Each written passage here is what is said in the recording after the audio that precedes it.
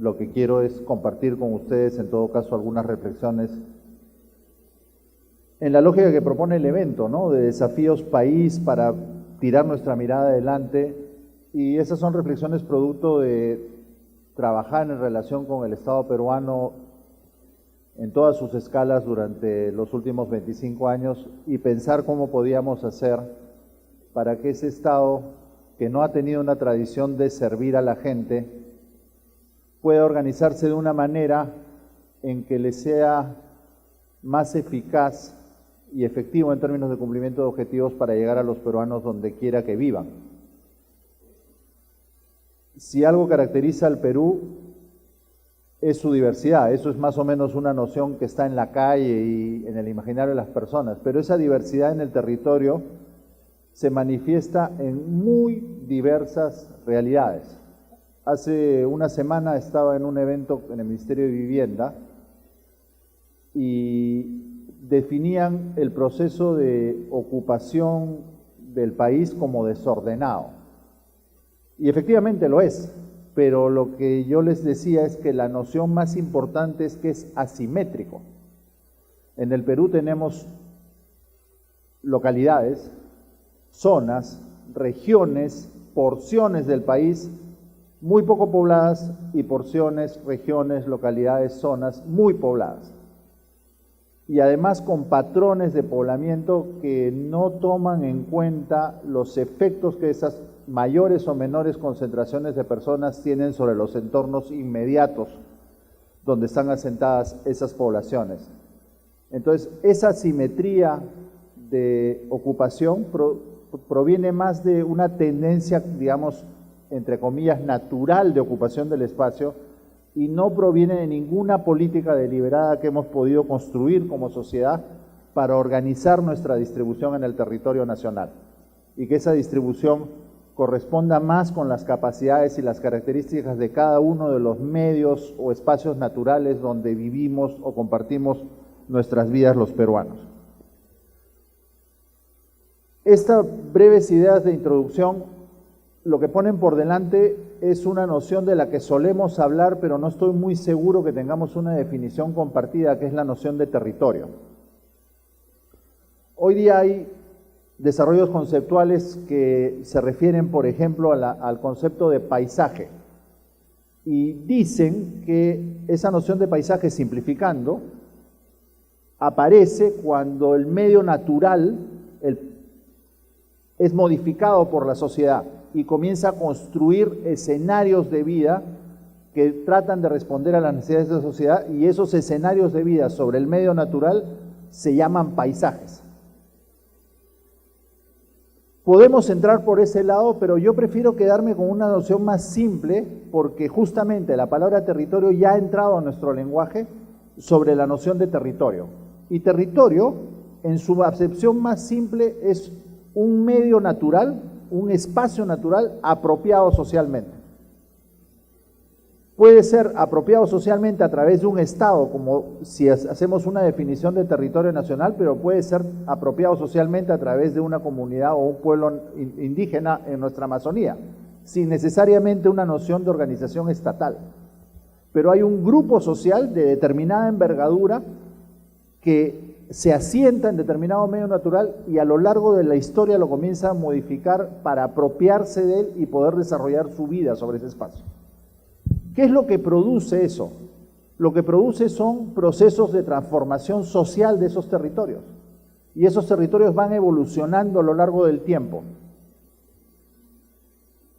Cuando nos hemos referido a esos procesos de transformación social en la historia en general o en las últimas decenas de años, hemos tendido a hacer una definición taxativa entre aquellos espacios que llamábamos urbanos y aquellos espacios que llamábamos rurales. Y hemos tendido a diseñar políticas para espacios urbanos y políticas para espacios rurales, como si en un lado vivieran marcianos y en el otro lado vivieran venusianos. En realidad, el territorio y los procesos de transformación social que hacen las sociedades de esos territorios, lo que dibujan es un abanico muy diverso de escenarios posibles, que van desde aquellos escenarios donde el medio natural tiene un nivel de transformación muy chiquitito y donde el poblamiento humano es muy disperso y los procesos de relación con los recursos del territorio tienen determinadas características, hasta el otro extremo, donde casi no podemos reconocer el medio natural original, como por ejemplo puede ser el centro de San Isidro o el centro de Lima o el centro de cualquier metrópoli mundial. En esos sitios, en algún momento hubo un medio natural, con unos recursos naturales, pero la sociedad lo ha transformado de tal manera que casi ya no podemos reconocer el escenario original.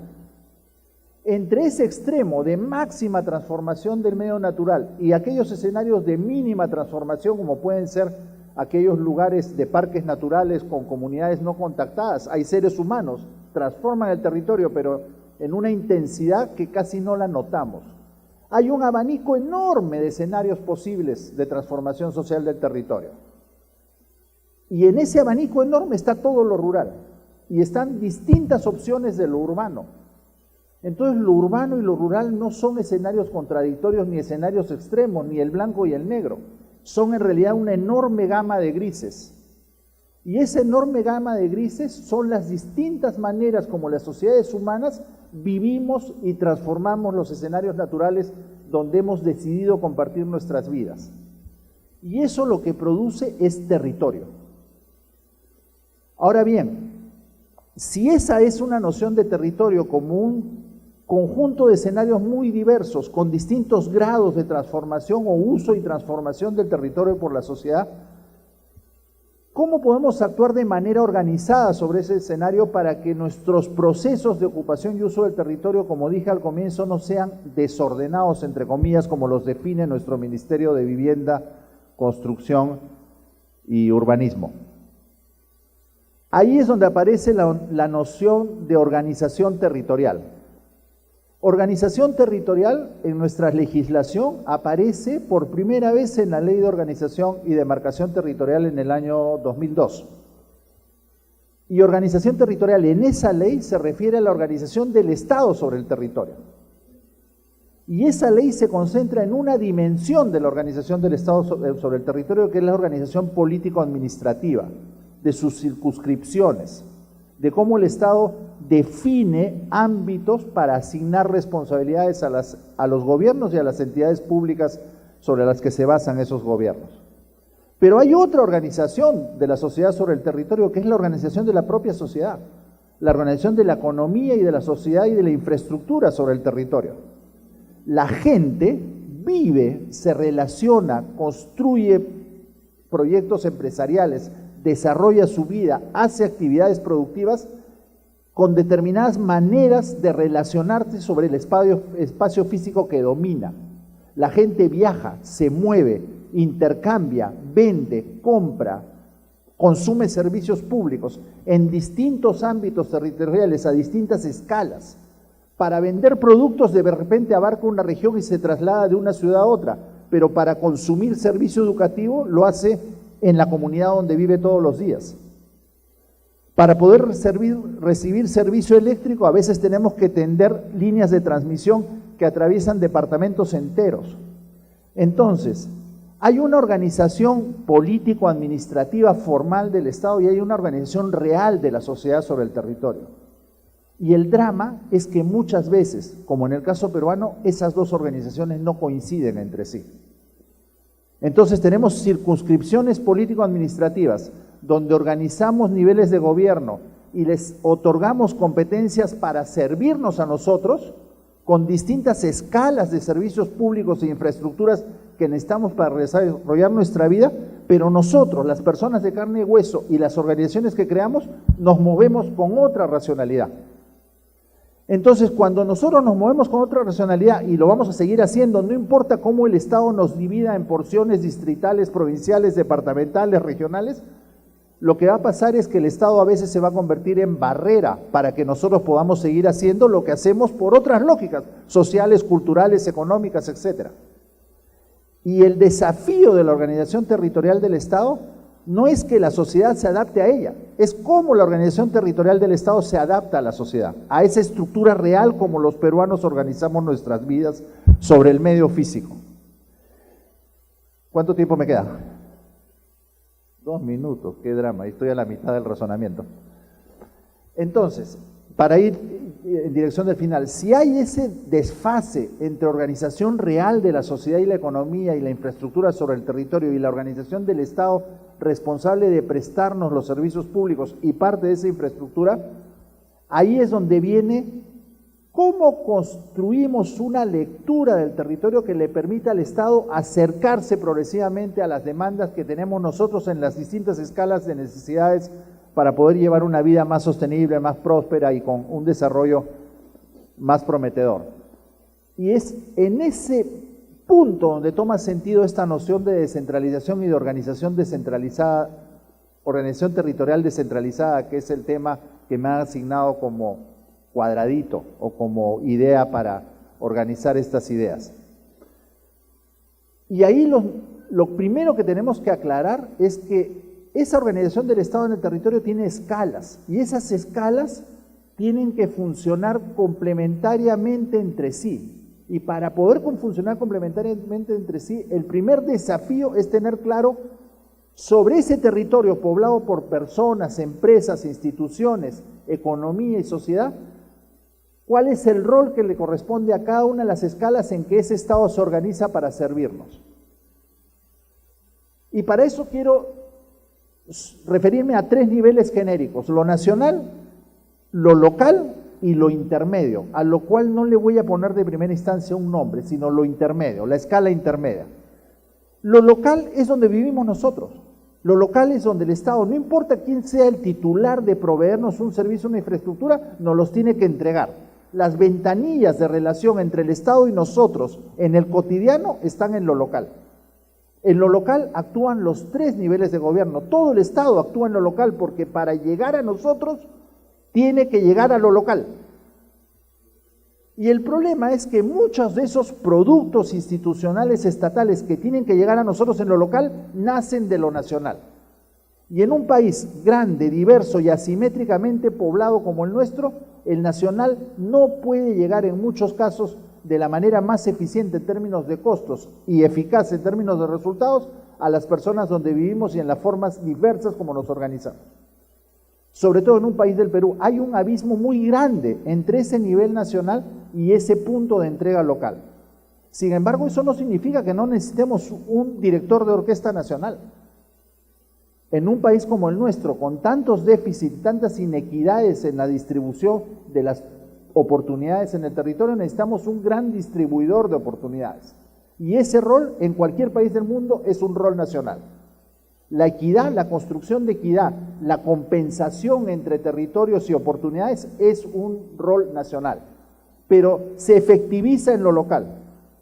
Esa cadena que relaciona nacional y local es muy larga y en un país como el Perú necesita expresarse de muy diversas formas para adaptarse a las realidades sociales. Y ahí aparece el rol de lo intermedio. Nosotros solemos igualar intermedio con regional. Además, solemos igualar intermedio con regional en la acepción limitada que tenemos hoy día de lo regional, que es igual que departamento. Lo intermedio en realidad es una sucesión de niveles que deben tratar de construir una cadena de relación entre la escala nacional, que es la gran distribuidora de oportunidades, y la escala local, que es la ventanilla de entrega de esas oportunidades. Eso intermedio es lo regional que conocemos nosotros, pero también debe ser algo que está por encima de lo regional en su acepción departamental, y son también niveles que están por debajo de lo regional para ayudar a llegar a lo local. Entre nuestras capitales de departamento y nuestras localidades donde vive la gente hay abismos de distancia, no solo distancia física, distancia de gerencia de servicios.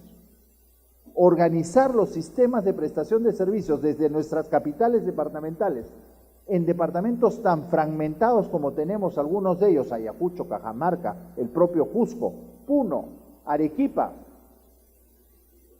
Piura, su costa y su sierra, etcétera, etcétera, etcétera, necesita desafíos de encadenamiento de decisiones, recursos y mecanismos de provisión que están muy lejos desde la escala departamental a donde vive la gente.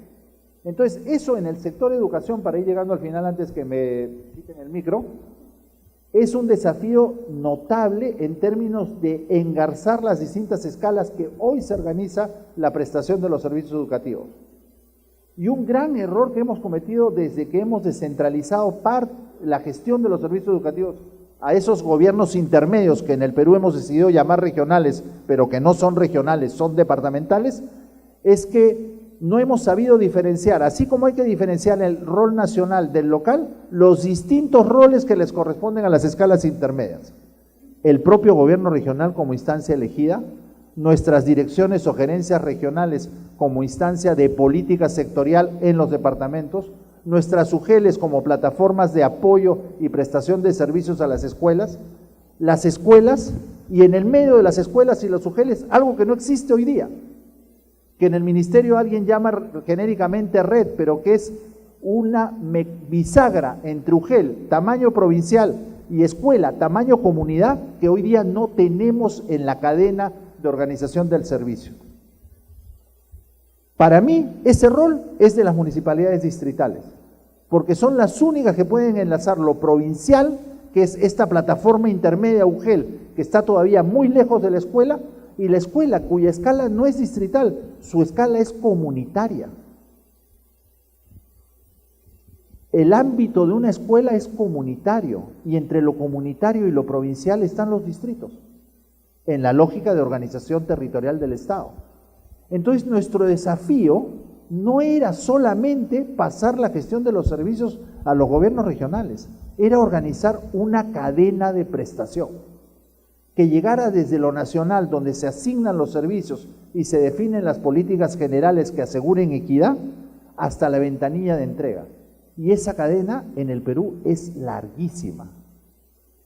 Y por lo tanto necesita espacios intermedios que mantengan la secuencia de decisiones y asignación de recursos hasta llegar a la gente. Y para eso, para que la cadena funcione siendo tan larga, las responsabilidades de cada nivel de la cadena tienen que estar claramente definidas y claramente diferenciadas.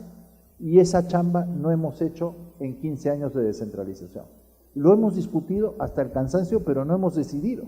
Y como no hemos decidido, no hemos asignado los recursos y las responsabilidades en función de esos pisos o eslabones de la cadena. Y por eso el sistema funciona mal. Y por eso no podemos resolver los problemas de gestión que todos identificamos, pero no los resolvemos, seguimos conviviendo con ellos.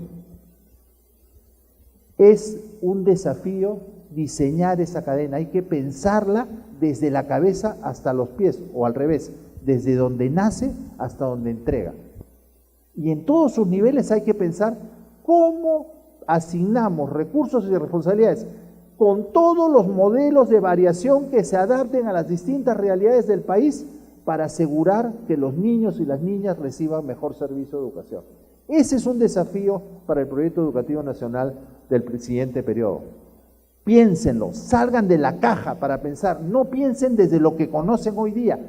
La pregunta que hay que hacer es cómo nos complementamos para llegar más y mejor a los niños y las niñas con todas las diversidades de realidades en que esos niños y niñas viven. Por lo tanto, la cadena tiene que tener distintas versiones, adaptadas a distintas realidades de organización territorial, no del Estado, sino de la gente. La organización de la gente es la que manda y el Estado tiene que adaptarse a ella. Muchas gracias. Gracias, Raúl. Mayen Ugarte es la siguiente presentadora. Ella va a hablarnos sobre desarrollo institucional y ciudadanía. Mayen es abogada de la Pontificia Universidad Católica del Perú, actualmente es secretaria de Gestión Pública de la Presidencia del Consejo de Ministros, tiene una maestría en Administración Pública por la Universidad de Syracuse en Nueva York, es especialista en temas vinculados a la reforma de Administración Pública y ha trabajado en una enormidad de países. Y nada, démosle el paso a Mayen. Muchas gracias. Buenos días con todos y con todas. A ver, el encargo que tengo yo es tratar de hablar un poquito de cómo llegamos a este escenario de quizá personas formadas para ser ciudadanos y cómo esto nos va a vincular con el tema institucional.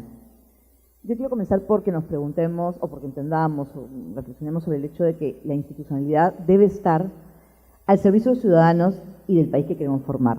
Es decir, la institucionalidad está marcada por en dónde centramos nuestra atención como Estado. Ok, para hablar de desarrollo institucional tenemos que conocer cómo nos relacionamos el Estado con los ciudadanos. Y yo quiero mostrarles unas cifras de unas encuestas recientes que hemos hecho.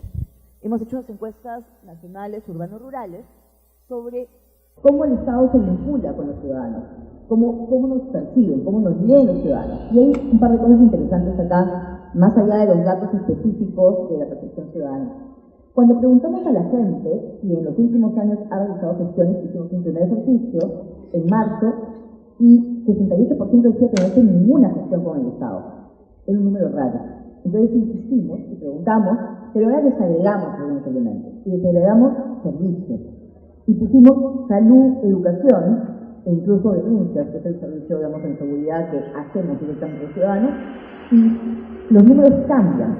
Pero lo interesante de este cambio es que educación y salud son cada uno de ellos 10% en esta nueva versión donde hay una modificación. ¿Qué quiere decir? Quiere decir que los ciudadanos no estamos percibiendo a la salud y a la educación como servicios del Estado.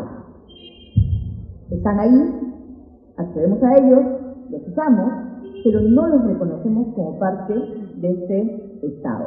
Y entonces no estamos necesariamente contribuyendo con ellos a la construcción de institucionalidad, porque si no reconocemos que el Estado llega y pensemos en la educación, directamente es el primer servicio que una persona, con la que una persona se vincula por muchos años. Entonces tenemos un enorme potencial ahí para mejorar esa relación, pero también tenemos un problema serio de no reconocer y no entender que el Estado de alguna forma está presente, porque no lo estamos viviendo así. Entonces yo a mis alumnos suelo decir que el Estado para las personas se ha vuelto algo así como música en el ascensor, música de fondo. No está, no existe, no lo vemos, no lo reconocemos. Ahora, ¿qué nos interesaba saber? Es cómo podemos modificar esa relación Estado-ciudadano. Y había que preguntarse qué motivaba la percepción ciudadana. Y encontramos una cosa que es interesante porque cambia desde el 2013, que se hizo la última encuesta de este tipo, ahora. Y es que en ese momento el tema de información era lo principal. Lo que más movía la percepción del ciudadano que se relacionaba con el Estado era el tener buena información. Hoy día sigue estando presente, pero ha pasado a tener en primer lugar el cómo me tratan. Los peruanos hemos comenzado a valorar cómo nos tratan como parte de esos elementos que nos motivan, que nos impulsan. ¿Cómo tratamos los hechos? ¿Qué cosas estamos haciendo? Cuando hemos preguntado a la gente cuántas veces ha ido a hacer un trámite, una gestión al Estado, el 50% de las personas en el país dicen que han ido una vez. Pero el promedio para el resto es de 4 veces. Con casos extremos de 6, 7, de un extremo de 20 veces. En Lima es más alto el porcentaje de gente que ha ido solamente una vez y ha tenido sus resultados, lo que estaba buscando. Esto es bien importante, ¿por qué? Porque eso implica que no solamente tenemos que estar al servicio, sino centrarnos en él. ¿Para qué va la gente? Para entender. Va 3, 4, 2 veces a poder completar la documentación que tiene, a saber con certeza por qué, o sea, cómo tiene que ir, por qué día se acerca, cómo debe conseguir las cosas. En muy pocos casos, de verdad, solamente en el 50%, en una sola visita tenemos el resultado esperado. Cada vez que uno va a hacer una gestión de esto, es medio día perdido, por lo menos, si no es más. Entonces, ¿qué cosa queremos mirar acá? ¿Por qué la gente regresa tantas veces? Hemos hecho un montón de esfuerzos y vamos a simplificar, a modernizar, a arreglar la atención ciudadana. Ponemos locales. Una cosa interesante que salió en este ejercicio fue que la encuestadora tenía que conseguir 30 encuestas y había sitios donde en una semana no conseguía 30 encuestas. ¿Por qué? Porque tenemos locales. Hemos llevado con un modelo local. Tenemos locales en todas partes, pero no necesariamente donde se necesita la gente. Entonces no podían conseguir en las sedes encuestas suficientes porque no había 30 personas haciendo el trámite en 5 días. Sin embargo, estamos gastando plata en tener sedes. Y tenemos que pensar distinto cómo llegamos. El modelo tradicional de llegada de ciudades grandes no está sirviendo, o ciertos tipos de servicios no sirve que pongamos así las cosas. Tenemos que repensarlas.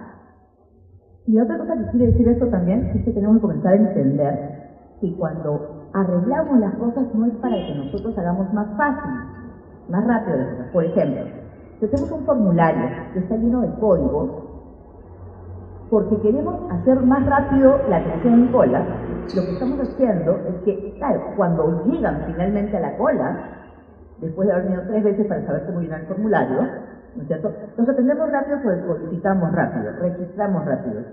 ¿En quién hemos puesto el foco? ¿En el ciudadano o en la entidad?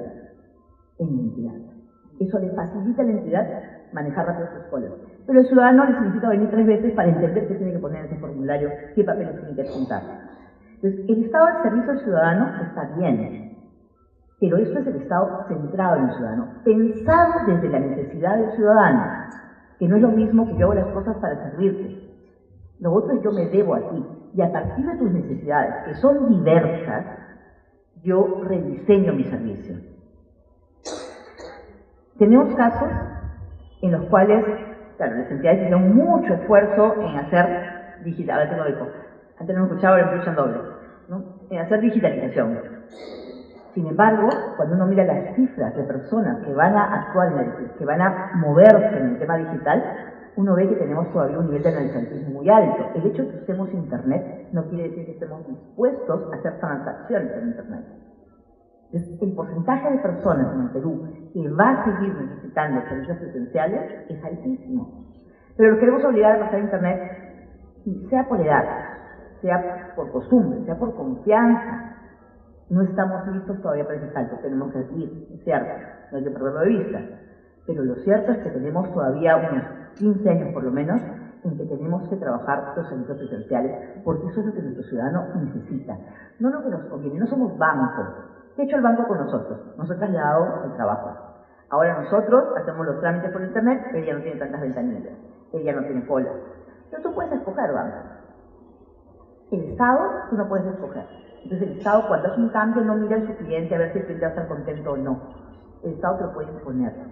Y el problema del Estado y del ciudadano es que también sigue siendo una visión vertical del Estado, donde yo a tu servicio te digo cómo hacer. Estado centrado en el ciudadano es un Estado que a partir de tu necesidad yo me rediseño.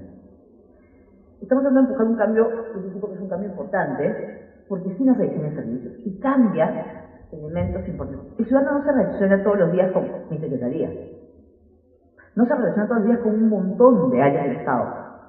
Somos 550.000 más o menos los que no tenemos relación directa. Los que tienen relación directa son salud, educación, esos que no son reconocidos como Estado. Entonces, cuando hemos preguntado al ciudadano sobre la confianza, claro, tenemos claramente que aquellos ciudadanos que han tenido alguna vinculación con el Estado tienen más confianza en las instituciones que aquellos que no la han tenido. Pero igual nuestro nivel de confianza es extremadamente bajo. Confianza en el Estado peruano, confía mucho o confía, digamos, el 30%. Tenemos un 25% que está en el limbo, que dice, depende, ¿no? Y luego no confían más en nosotros. Entonces es muy alta la desconfianza. Y nosotros somos todos aquellos que hacemos un rol con ventanilla o sin ventanilla, o sea, de llegada directa o sin llegada directa. Entonces, ¿cómo construimos institucionalidad? Ahora, a mí este gráfico me encanta porque lo que muestra es que con todo lo mal que estamos, ¿quién cree que el Estado está bien? Que lo sirve. Que de verdad está centrado al ciudadano, que de verdad le da lo que necesita. Pero si uno mira los números, parece que estamos reyes. Maravillosamente bien, tienen los porcentajes de satisfacción en la atención del Estado. Entonces, ¿ya para qué nos esforzamos, no? ¿Qué nos quiere decir esto? Quiere decir que los peruanos nos hemos acostumbrado a esperar muy poco. Y el Estado no va a cambiar si no le exigimos más. Al final, la ciudadanía es eso, es exigente. Necesitamos decirle al Estado, te voy a exigir para que efectivamente cambie. Y eso hará que, seguramente, si comenzamos a exigir, en un momento baje. Pero será más realista con lo que deberíamos esperar. Nuestras expectativas son extremadamente bajas. Y eso no es bueno para un país. Ahora bien, si ustedes miran, los que tienen expectativas más bajas son los gobiernos regionales y las municipalidades provinciales. Pero igual, pero en cualquier caso, no estamos bien. porque todo lo demás contradice, cuestiona este resultado.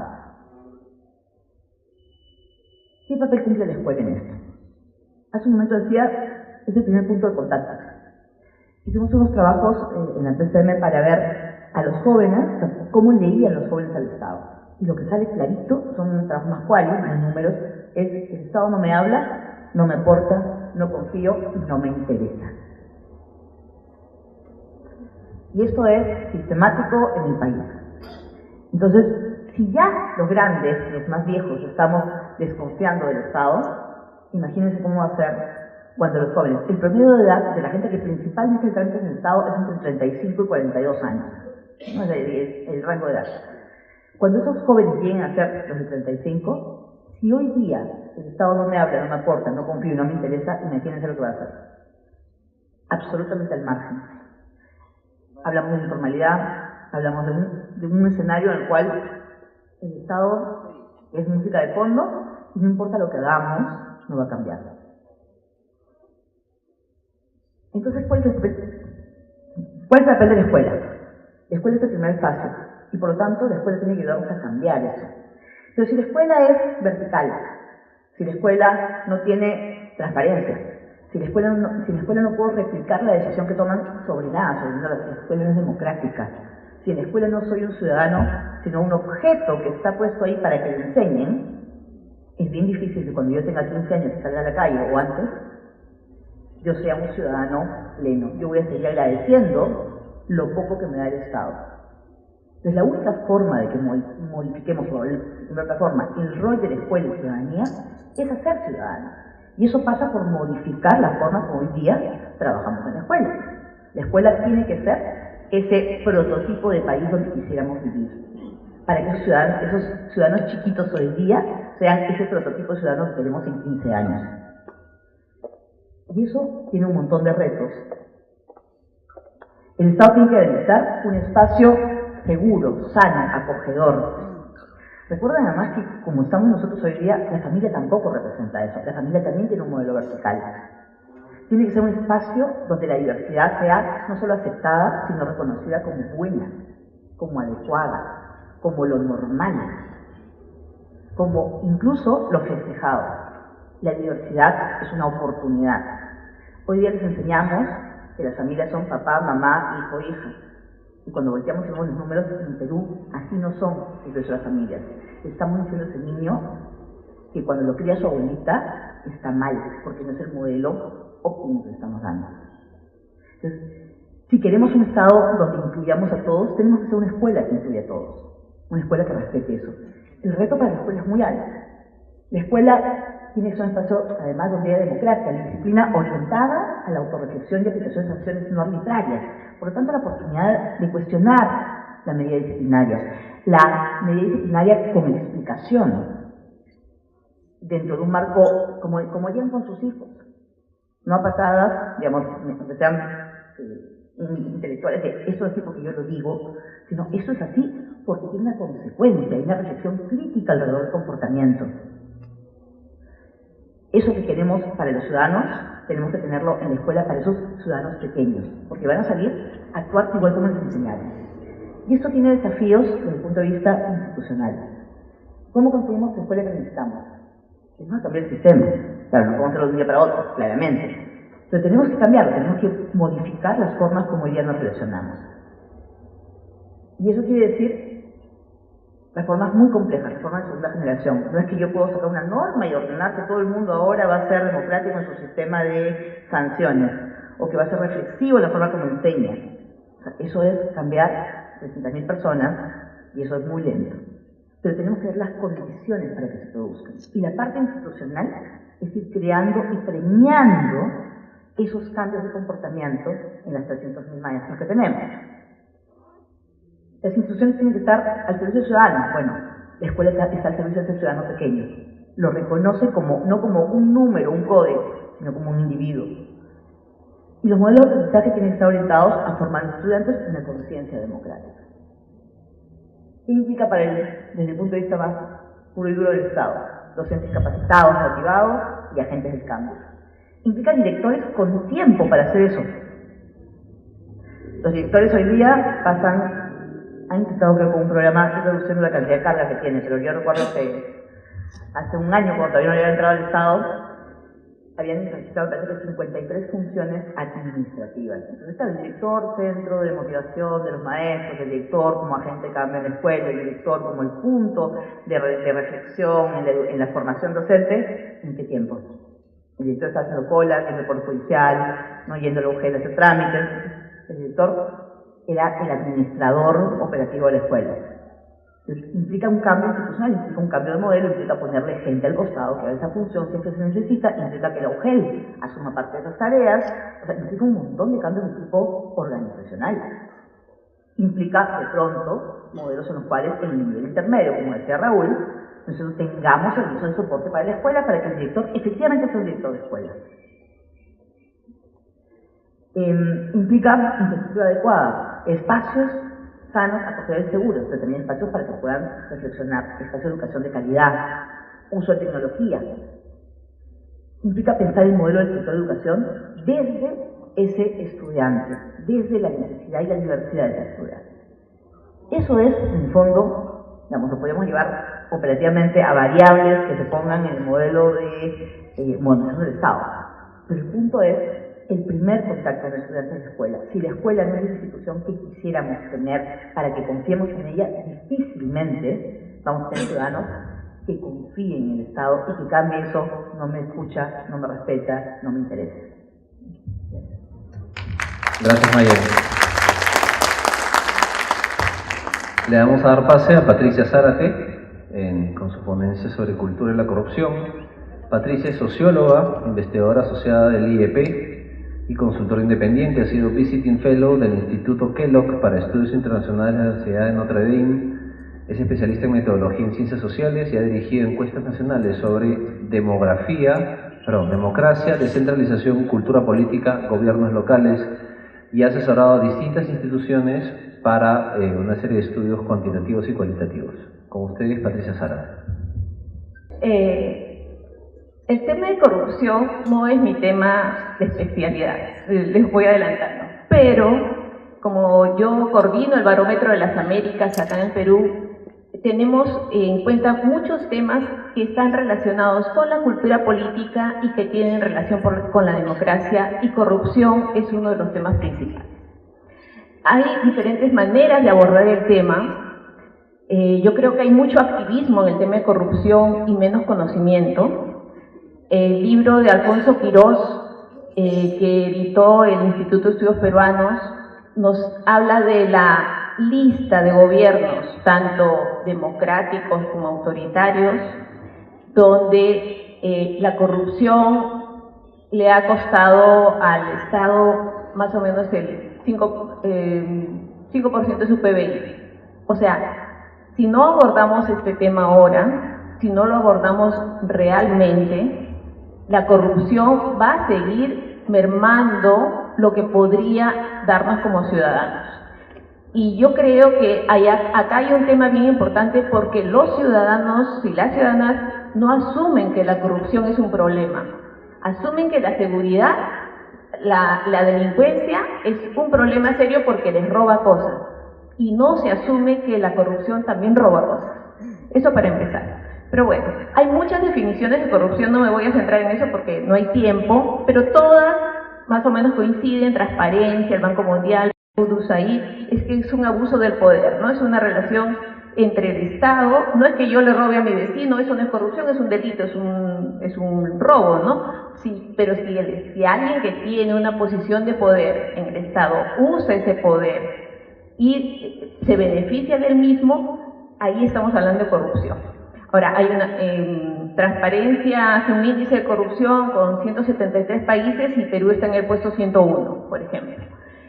Habla de la gran corrupción, la corrupción a gran escala, como lo de Odebrecht, por ejemplo, la corrupción, la pesicorrupción, la corrupción menuda, chiquita, y la corrupción a nivel de normas, porque también hay ese tipo de corrupción, ¿no? Aquella corrupción de cuello blanco, por decirlo de alguna manera, donde yo no me robo millones del Estado, sino que hago que mis amigos en el ejecutivo, que han trabajado antes en mi empresa, me puedan ayudar con unas normas que me van a favorecer. Esa es la corrupción que no vemos. Acá, yo con el tema del barómetro de las Américas, más bien me voy a centrar en esa pequeña corrupción, en la corrupción menuda, porque es la que ven los ciudadanos. Acá, Mayén ha hablado de la encuesta que hicieron a ciudadanos que iban a las entidades a hacer un trámite. Ese era su universo. Mi universo son los ciudadanos en edad de votar, en áreas urbanas y rurales, y en el Perú y en otros países del continente americano, desde Estados Unidos, Canadá, Chile, Bolivia, en fin. En general, el barómetro hace encuestas desde el año 2004, hace una serie continua de encuestas a todos los países y aborda el tema de corrupción. Básicamente nos centramos en lo que es la victimización por corrupción, o sea, le preguntamos por tal entidad y si le pidieron alguna coima, y la percepción de corrupción, qué tan generalizada está la corrupción. Pero para empezar les quiero decir esto, o sea, el principal problema para los peruanos no es la corrupción, el principal problema es la inseguridad. Y eso se nota fuertemente porque si vemos desde el 2006 hasta el 2014, ojo, tengo el dato solo de 2014 porque recién ha salido el año de 2017 y aún está en embargo, o sea, en noviembre voy a poder dar los datos del año 2017. Antes, con los problemas económicos, el principal problema era la economía, pero vemos cómo ha impactado el crecimiento de alguna manera, y ya la economía no es el problema, la economía es la delincuencia, es la inseguridad, y pasa a ser el principal problema. Pero por ahí van a ver que está la corrupción, es la segunda franja, si vemos empezando desde arriba. Entonces, es un tema que se está manteniendo y, por lo que yo he visto en los datos, es un tema que va a aumentar. Si vemos todo el continente, siempre tenemos Haití, como yo siempre digo, si no fuera por Haití nosotros estaríamos muy mal. Haití siempre tiene un gran problema de corrupción, Perú no está en un nivel tan grande. En Haití, por ejemplo, la solicitud de coimas en la escuela y en los servicios de salud públicos y en el trabajo hace que la victimización crezca.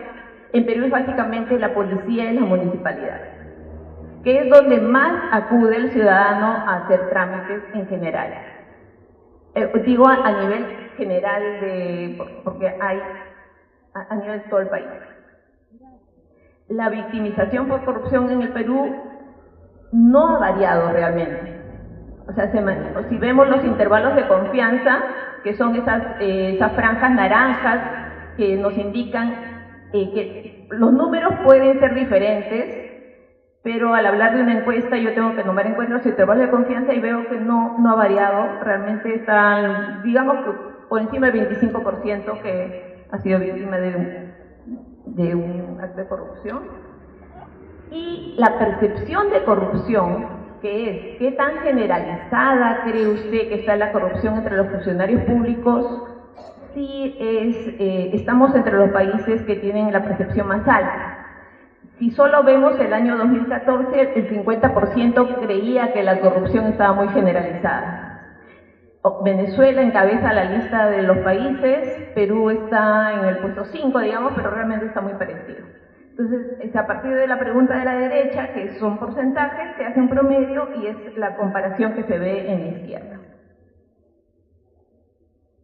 Ahora bien, en el tema de corrupción siempre hay un problema cuando se consulta al ciudadano porque hay un bias, es decir, es una pregunta para la cual el ciudadano va a querer dar una respuesta políticamente correcta, ¿no? Entonces, pero pese a eso, igual hay un 16% en Perú que cree que sí se justifica un acto de corrupción. No está, o sea, si vemos en el caso de otros países como Guatemala y Brasil, miren, Brasil solo era 10%, esas encuestas antes de que estallara todo el escándalo de Lavallato. ¿Cuáles son? Pero estas son cifras como para que ustedes tengan una idea de lo que el ciudadano va pensando. No son las cifras de la corrupción, como les digo, el libro de Alfonso Quirós creo que hace un buen recuento de todos los gobiernos, diciendo tal gobierno, tanto se fue en corrupción y tanto fue porcentaje del PBI, ¿no? Acá lo que yo quiero incidir es en las consecuencias políticas que tenemos con el tema de corrupción si es que esta no se llega a controlar, ¿no? O sea, sabemos que la corrupción es perniciosa, o sea, lo sabemos, pero el problema es que la gente se puede seguir decepcionando más de los líderes políticos, puede seguir desafectándose de la política y puede querer decir, bueno, el Estado no me importa cómo funciona, porque finalmente el Estado, eso de que roba pero hace obra no es solo peruano. En Brasil también hay el lema, en todos los países tienen un lema parecido. Entonces hay nos estamos como acostumbrando a tener una cierta dosis de corrupción. Y si hablamos con el tema de democracia, yo pues quiero enlazar con lo que dijo Mayén y también con lo que dijo Mayén sobre todo. Si hablamos del tema de democracia, teóricamente la democracia y la corrupción están muy relacionadas. ¿Qué quiere decir? Que a altos niveles de democracia, sociedades muy democráticas, Dinamarca, los países que son los más desarrollados, digamos, tienen menos niveles de corrupción. Pero esas democracias incipientes, niveles bajos, la incrementan. O sea, ¿por qué? Porque hay elecciones, se compite, sabe que hay puestos, pero no hay otros controles. Entonces, no es una relación lineal, más democracia, menos corrupción, sino que es más democracia, pero si mi democracia recién está creciendo y no es perfecta, puede haber más corrupción en ese momento. Entonces, el reto es justamente perfeccionar este tema de la democracia. Hay otros autores que ensayan a partir del Barómetro de las Américas, de toda la serie de varios años, que dicen que en realidad la gente, ese hecho de que roba pero hace obra, tiene un límite. Lo pueden seguir tolerando mientras haya crecimiento económico, mientras no haya inflación. Es decir, puede hacer de la vista gorda, pero si hay una crisis, no va a ser tan fácil para el gobernante corrupto.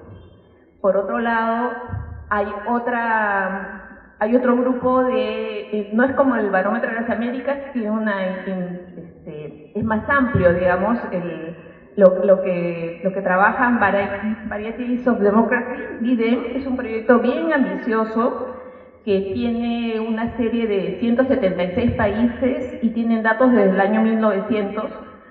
Yo he leído los documentos, pero no he revisado los datos, o sea que no sé bien cómo los construyen, pero conozco a algunas de las personas que están ahí, son gente de muy buen nivel, está en la Universidad de Gotemburgo y el Instituto Kellogg de la Universidad de Notre Dame, y entonces lo que dicen es que hay ciertos componentes de la democracia que están relacionados con la corrupción, de alguna manera van en este tema de la teoría, ¿no? De esta relación.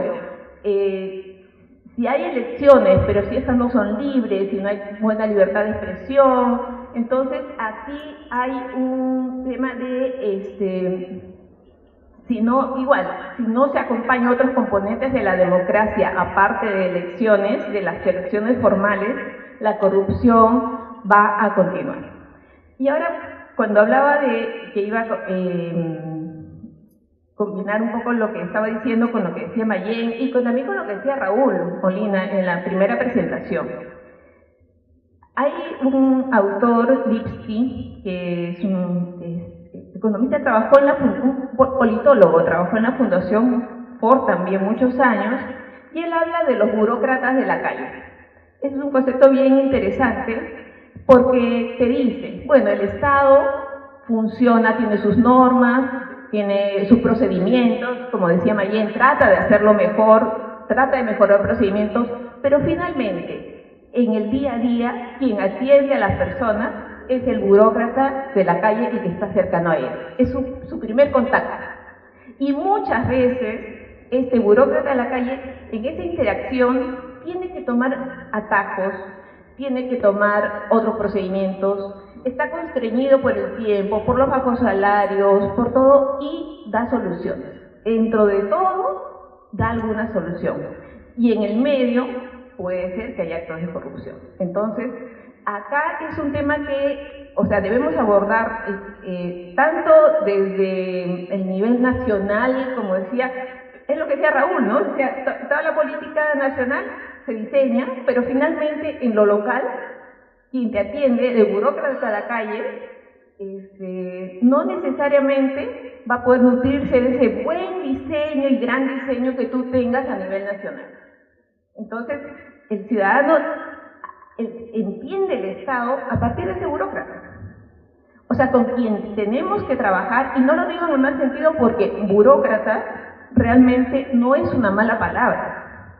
Es una persona que sigue unos procedimientos que deberían ser estándar para todos y que no debería haber diferencias si tú eres rico, si tú eres blanco, si tú eres negro, si tú eres indio. No debería haber diferencias porque por eso se habla de la burocracia. Una burocracia bien diseñada es, si tuviera una burocracia con buen nivel de preparación, con buenos recursos, con un mejor entendimiento. Me gusta mucho lo que dice Mayén porque realmente quienes hemos hecho trabajo de campo en la selva, en la sierra, en la costa norte, en la sierra sur, nos damos cuenta de que todo lo que dice el MEF, la PCM a veces, cuando estás en el día a día, no se puede hacer. Ese mundo ideal existe de Javier Prado para Surco, pero el resto del país no vive así.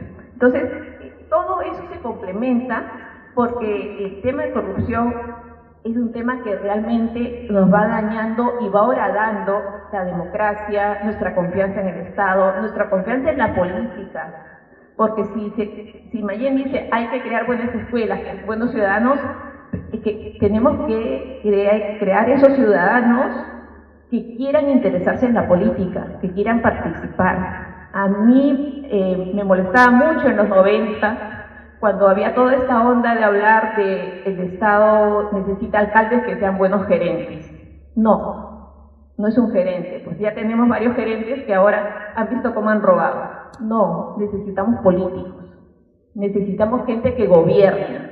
No es un gerente, no es una relación empresa-cliente, el Estado es otra cosa. Y si no lo entendemos así, nuestra lucha contra la corrupción no va a dar muchos frutos. Gracias.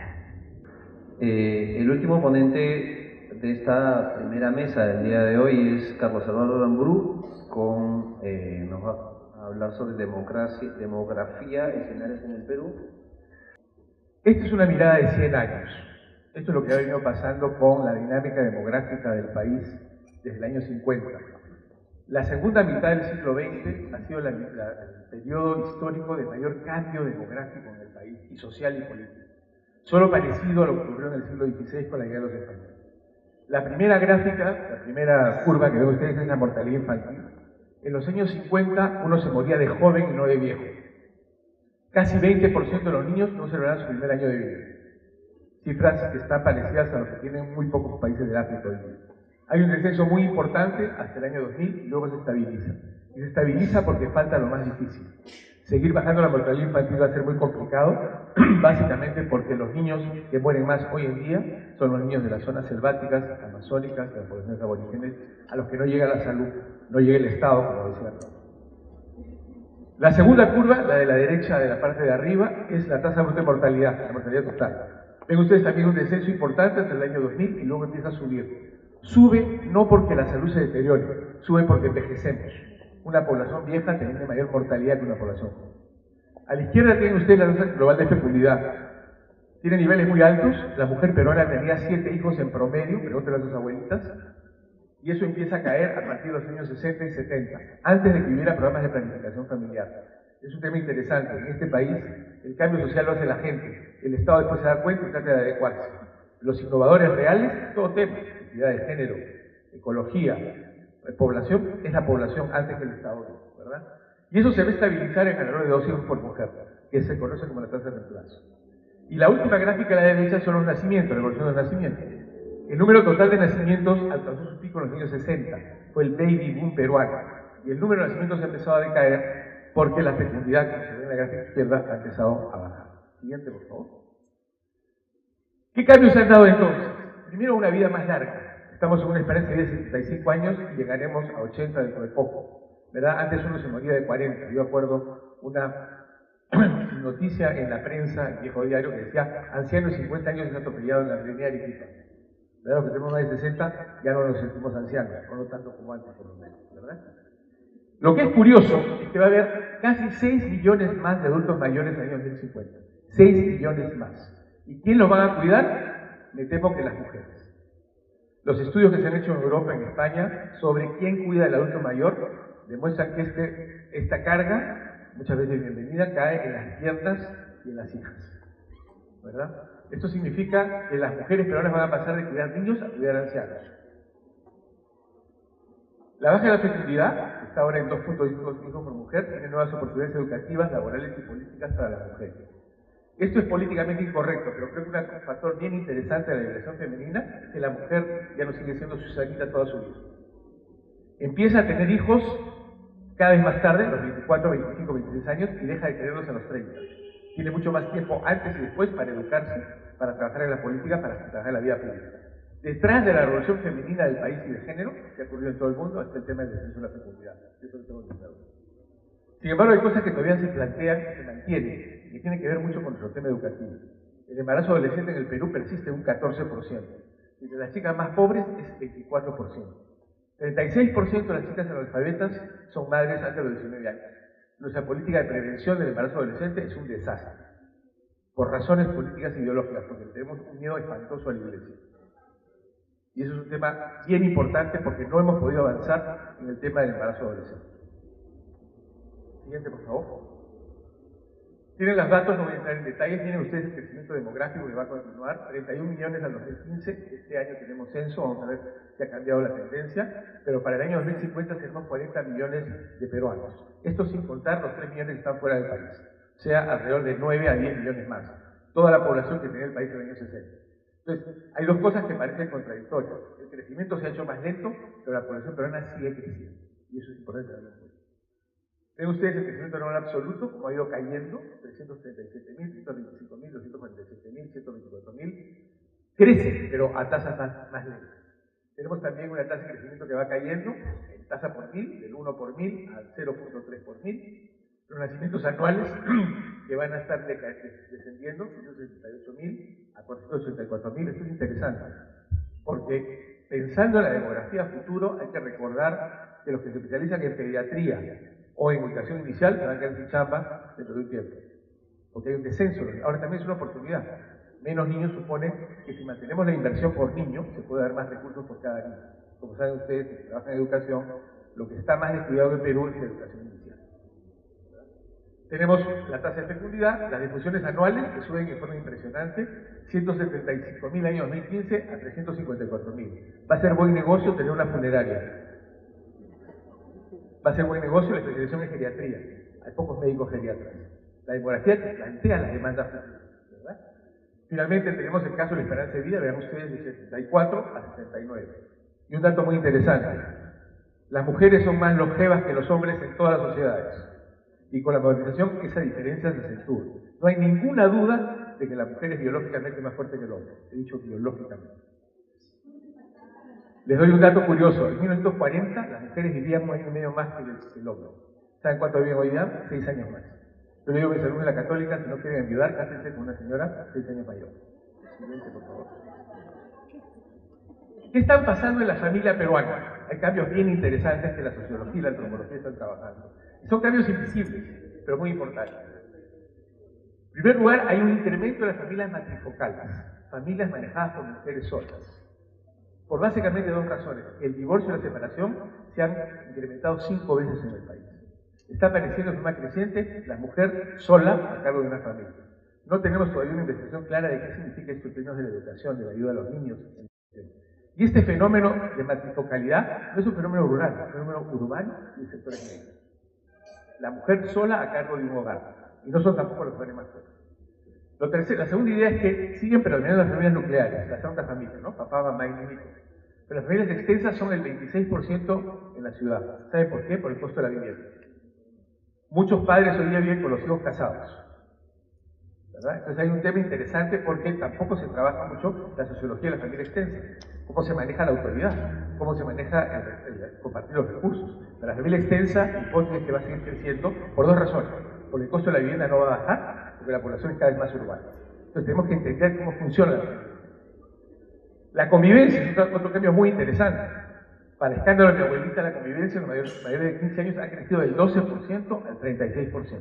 La gente ya no se casa, convive, especialmente las generaciones jóvenes. Y esto es un cambio en la sexualidad, en la libertad de la mujer y en las condiciones de negociación de la pareja, cuyas implicancias sociológicas y antropológicas no hemos podido trabajar, ¿verdad? En la selva casi el 52% de las uniones son informales.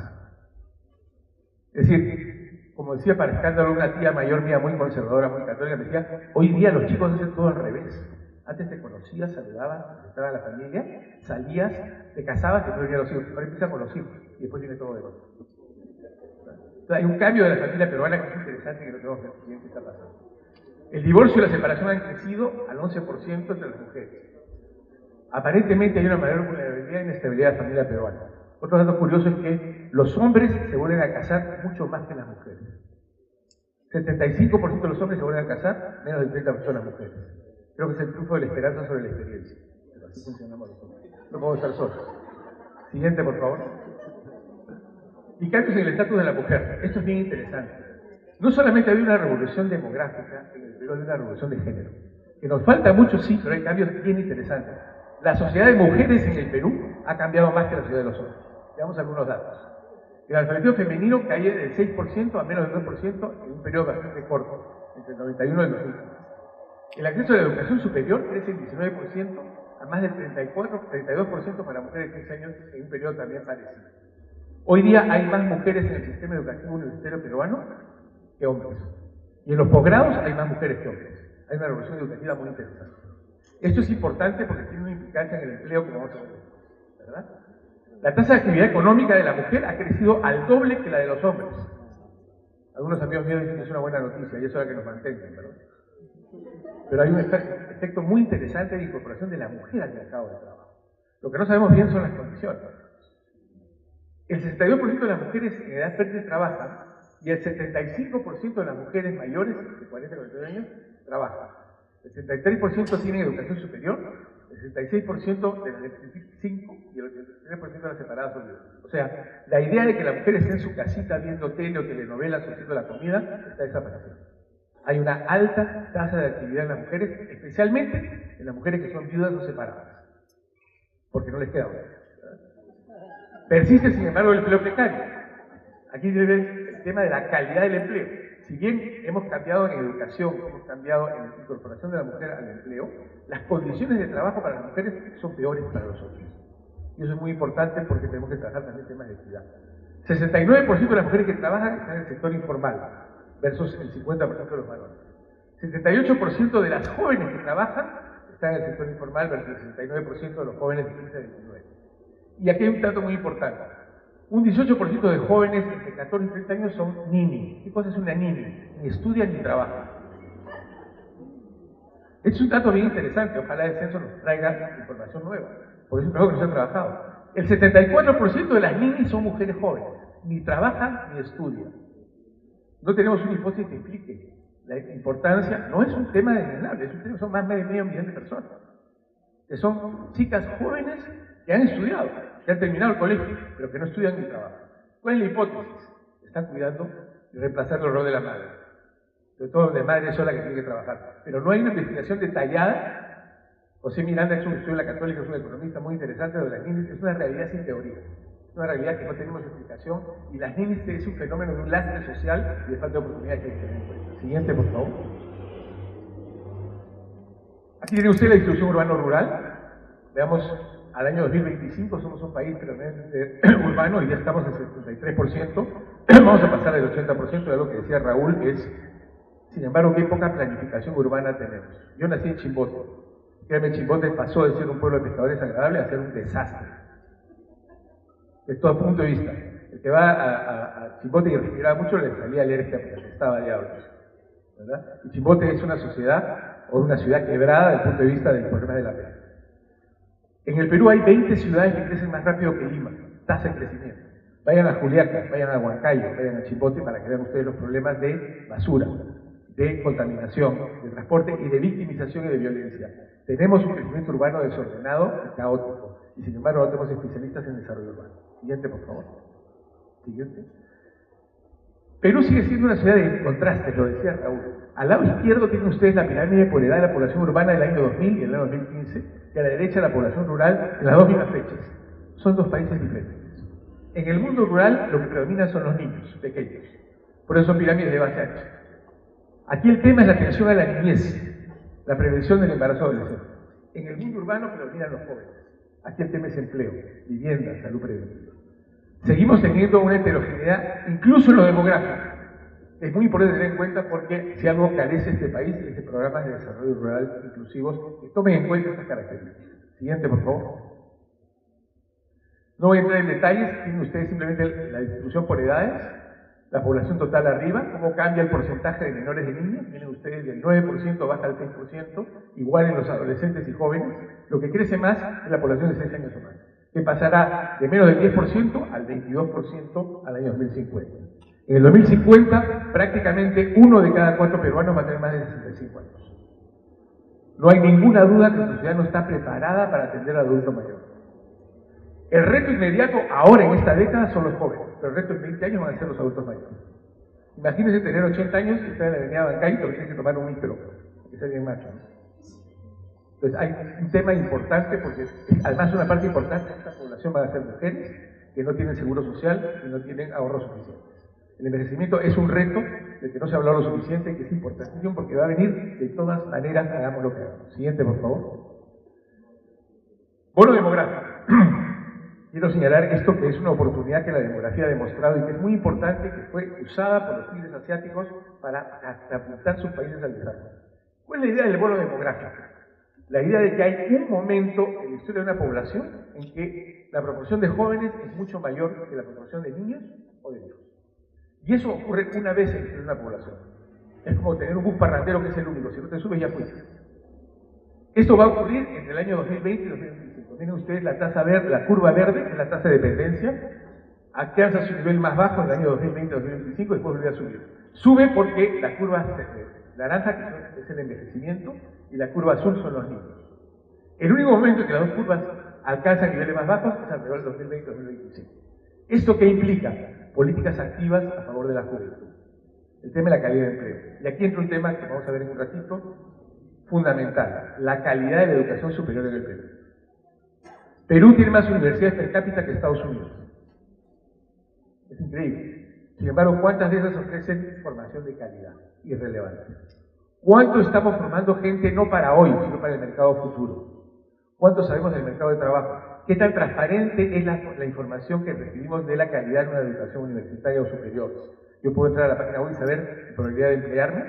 ¿Y dónde están creciendo más las universidades? ¿Privadas? En zonas fuera de Perú. Hay universidades de pésima calidad.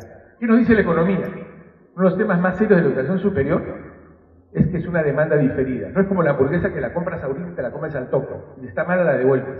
La educación superior la consumes, la pagas hoy y vas a saber si funcionó en 5 o 6 años. Por lo tanto, el tema de calidad y certificación de educación superior me parece que es un reto fundamental en este momento del país para aprovechar el bono demográfico. Siguiente, por favor. Siguiente, vamos a ir un poquito más rápido. Esto es un poco la evolución pasiva de la educación. El área verde clara es la proyección que hemos hecho en el INEGI de la educación secundaria en el país. La roja es el analfabetismo que está desapareciendo, en razones porque la mayor parte de la gente analfabeta es de tercera edad. La educación primaria y la educación superior, que asumimos se va a estabilizar alrededor de un 30-35%. Pero los promedios ocultan diferencias en un país tan heterogéneo. Acabo de estar trabajando ayer el censo agropecuario, la encuesta nacional agropecuaria. Entonces, una de las preguntas que nos hacemos, lo que estudiamos en antropología, el tema de desarrollo rural, es ¿por qué el campo andino y amazónico está tan atrasado? Una de las explicaciones es el tema educativo. Es impresionante. Más de la mitad de los conductores de predios pequeños de la sierra y de la selva son analfabetos o tienen primaria incompleta. Entonces, todo lo que es innovación tecnológica está fuera de sus alcances. No hemos enfatizado suficientemente un tema ausente: educación rural para adultos. Educación rural para adultos. Eso es fundamental, porque sin eso, la productividad de la agricultura tradicional, que es la que nos da de comer, no va a aumentar en forma significativa. Siguiente, por favor. El empleo, tienen ustedes arriba la evolución de la población en edad de trabajar, que es la que más va a crecer, 23 a 32 millones.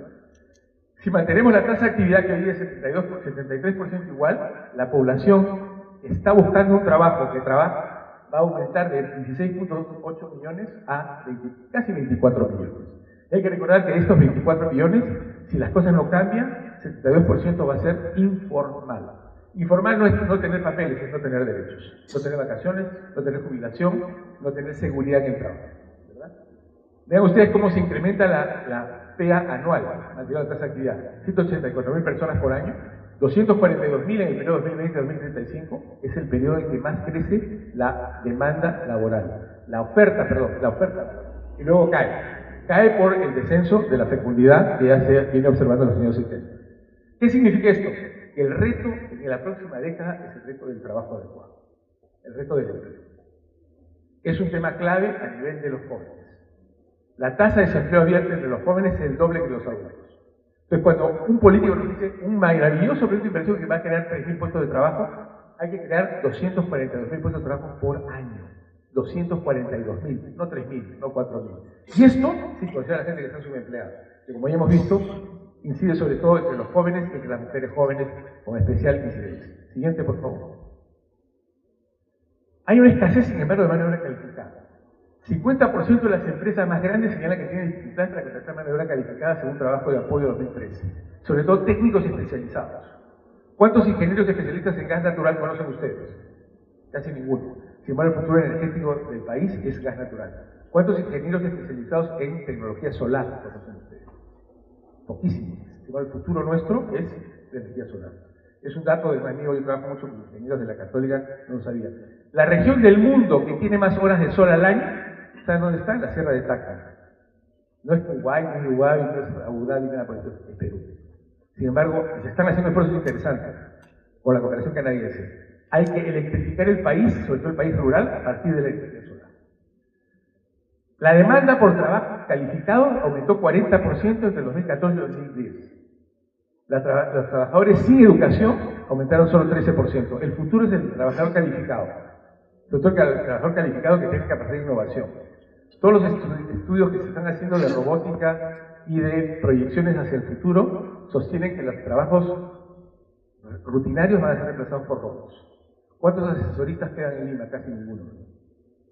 Entonces, lo que va a crecer les va a llamar la atención, parece que es cosa interesada. Son las industrias culturales, lo que es creativo, el arte, el entretenimiento. Eso tiene una capacidad de crecimiento impresionante. Miren ustedes el caso de la gastronomía peruana. Conversaba con Gastón Acurio hace un año y me decía lo siguiente: hay 22.000 jóvenes en el Perú que estudian gastronomía. Dije, están locos, están casi en chapa, ¿no? La demanda por chefs peruanos es impresionante a nivel internacional. Hace 40 años tú decías, papá, quiero ser chef, te fregaste, vas a ser muerto de hambre, ¿no es cierto? Y sin embargo es una cosa que nos ha revolucionado. La lástima es que esa revolución en el consumo y en la cultura no se haya conectado al productor campesino, que podría beneficiarse, si tuviera el apoyo estatal necesario, de este boom gastronómico. En 36% aumentó el número de graduados universitarios entre 2014 y 2012, y el número de universidades pasó de 81 a 137. Reitero, hay un tema muy importante de control de calidad que no tenemos en este momento. Y aquí hay un dato que Gustavo Llamada, que está trabajando mucho más que yo este tema, lo señala en forma importante. El tema del subempleo. 46%, casi la mitad de los graduados universitarios trabajan en algo diferente a lo que estudiaron. 46%. No es que no chambee, pero encuentras un contador de taxis, ¿verdad? O un abogado que vende telas.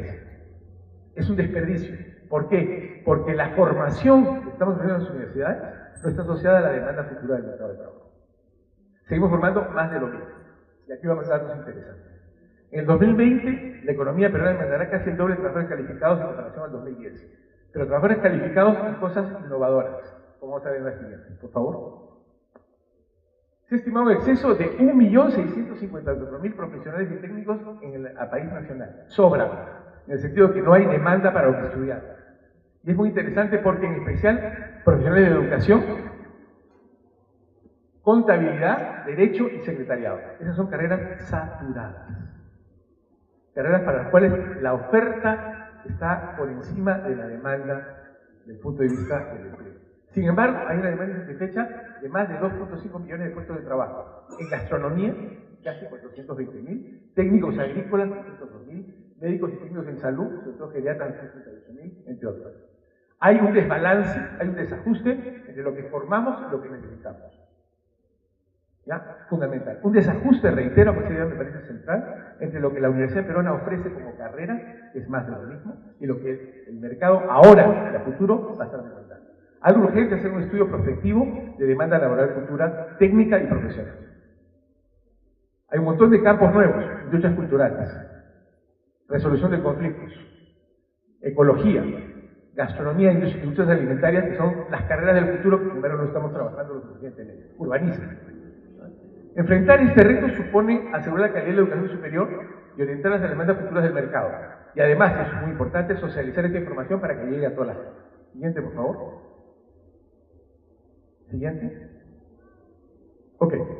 Esto es un poco, vamos a ir terminando con 2 ideas más. Quiero ver un poco el tema de la estructura por edades, luego el tema de la dispersión y la distribución. En 100 años, Perú va a ser totalmente diferente. En el año 50 éramos una sociedad africana, un montón de niños, poco jóvenes y casi ningún adulto mayor. Eso empieza a cambiar hacia el año 2010 y al año 2050 es típicamente una pirámide de población, una población envejecida. Japón se parece a eso. Una gran cantidad de personas en edades intermedias y muchos adultos mayores. La política pública tiene que tomar en cuenta este cambio porque es un cambio irreversible. Esto no depende de la voluntad, esto ya se dio. Ya podemos predecirlo con toda exactitud cuál va a ser la estructura por edades del Perú futuro. Que va a ser un país, por ahora, un país de jóvenes y a futuro un país de viejos. Después la ola pasa y eso se vuelve a normalizar. Pero la demografía le está diciendo estos son los retos que tenemos que tener presentes porque se nos viene lo de los jóvenes en 10 años y lo de los adultos mayores en 20, 30 años. Siguiente, por favor. ¿Dónde hay más hogares con adultos mayores? Cosa curiosa. La curva verde son hogares rurales que tienen adultos mayores. El mayor número de adultos mayores están en los hogares rurales que son los más pobres. Sin embargo, ¿saben qué? Casi no hay investigación sobre el adulto mayor rural. Aparte de Pensión 65, no hay ningún programa que se oriente hacia el adulto mayor rural, y la mayoría son mujeres. No hay ninguna política pública específica para mujeres, adultos mayores rurales, muchas de las cuales viven solas o zonas alejadas. Otra vez, la evidencia nos debe servir para ir cerrando la brecha entre lo que se sabe y lo que se hace. Es una de las tragedias del Estado peruano. Siguiente. Para ir terminando con este video. A la izquierda tienen la pirámide, y eso le va a interesar a Raúl, de las ciudades en el Perú. La parte de arriba son las ciudades grandes, 190, y aquí está la población rural dispersa, y el número de centros poblados. 62% de los centros poblados en el Perú tienen menos de 500 habitantes. Y tenemos 1.600 centros poblados que tienen, ¿saben ustedes cuánto en promedio? 11 habitantes, 2 casas. 2 casas. ¿Le vas a poner una comisaría, un colegio, una posta? No puedes. El tema de la dispersión demográfica, y va a ser muy interesante ver cómo cambió o no cambió esto en el censo de este año, es que siempre vimos el tema del crecimiento urbano que es tan evidente. Nadie ha trabajado el tema de la dispersión de la población. ¿Y saben por qué es importante? Porque la población de pobreza extrema está justamente en las pequeñas localidades, en las pequeñas provincias, de la Sierra Alta y de la Amazonía. Entonces, acá a la derecha tiene usted la distribución de la población. Ve usted que es totalmente contradictorio. Tenemos, ¿qué le dice este gráfico? Que tenemos mucha gente viviendo en muy pocas ciudades y muy poca gente viviendo en muchos centros poblados. Por eso lo que decía Raúl me parece tan interesante, también lo que decía María. ¿Cómo hacemos llegar el Estado a esa población dispersa? La solución tiene que ser la tecnología. Internet para hacer teletrabajo, teleeducación y telesalud. Va a ser imposible tener médicos y maestros en cada centro poblado. Tiene que tener una persona capacitada, pero que pueda conectarse vía celular para poder atender mejor partos, atender problemas de salud, resolver problemas de enseñanza. Estamos en la Católica ahora en un programa muy interesante sobre enseñanza de matemáticas en los colegios de la selva del Perú. Hicimos un trabajo en Chasuta, una región muy cercana a Tarapoto, semiurbana, para decidir uno de los peores indicadores de competencia lectora y de desarrollo de la matemática. Y encontramos una relación muy interesante. La razón por la cual los chicos no pueden resolver matemáticas es porque no entienden lo que leen. Entonces, no es cuestión que vayan dos cosas por puertas separadas. Si no entiendes lectura, no puedes hacer matemáticas. Una es requisito de la otra. Y lo otro que encontramos es que a diferencia de los hijos nuestros que llegan a la casa y solo se pueden hacer sus tareas, un niñito en la selva llega a la casa, lo primero que hace es ¿qué cosa? Darle de comer a los animales. Después limpia la casa, después cocina. Y si le queda tiempo hace tareas. Y los papás no pueden ayudar. El tema, el diablo está en los detalles. Tenemos que tener la microantropología y la educación en el Perú, asumiendo que la escuela no puede reemplazar a la familia, pero que la familia tiene limitaciones muy serias para apoyar a los niños en su desarrollo. ¿Cuál es la solución? Tecnológica. Estamos trabajando un sistema en tablets para aprender matemáticas con muy poco texto y trabajando con íconos del lugar para que los chicos puedan aprender jugando. El juego es la mejor manera de aprendizaje. Yo creo que eso es fundamental, ustedes son mucho más expertos que yo en este tema, pero quiero insistir en que tenemos que, lo decía Mayen, tenemos que revolucionar la educación. Termino. Siguiente, por favor. Pasemos estos dos cuadros con mucha estadística. Siguiente. Siguiente, por favor. Un tema final que quiero tratar es la migración internacional. En los años 80 se hizo una encuesta de juventud y le preguntaban a los jóvenes, ¿qué quieres ser cuando seas grande? Y decían extranjero.